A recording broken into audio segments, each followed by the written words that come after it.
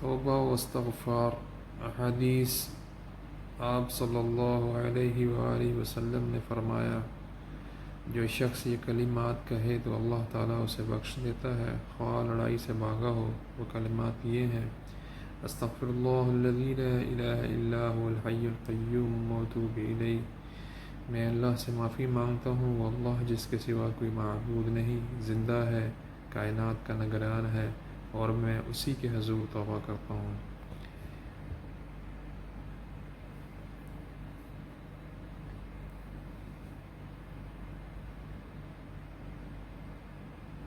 ایک اور حدیث میں نبی صلی اللہ علیہ وآلہ وسلم نے فرمایا، بندہ اپنے رب کے سب سے زیادہ نزدیک سجدہ کرتے ہوئے ہوتا ہے، لہذا سجدے میں زیادہ سے زیادہ دعا کیا کرو۔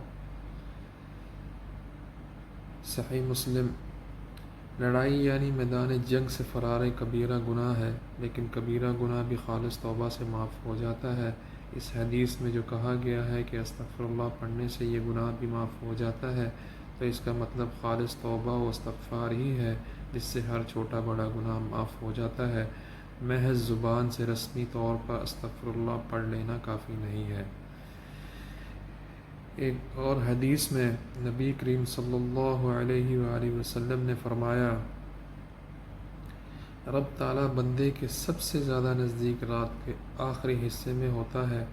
اگر تم ان لوگوں میں شامل ہو سکتے ہو جو اس وقت اللہ تعالیٰ کو یاد کرتے ہیں تو ہو جاؤ۔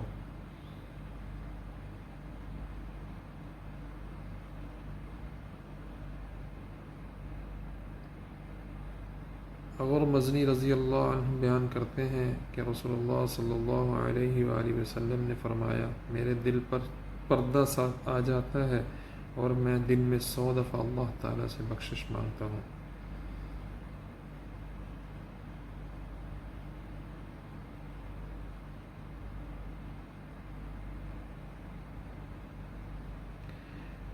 نیز نبی صلی اللہ علیہ وآلہ وسلم کا فرمان ہے، اے لوگو، اللہ تعالیٰ کے حضور توبہ کرو، میں دن میں 100 دفعہ اس کے حضور توبہ کرتا ہوں۔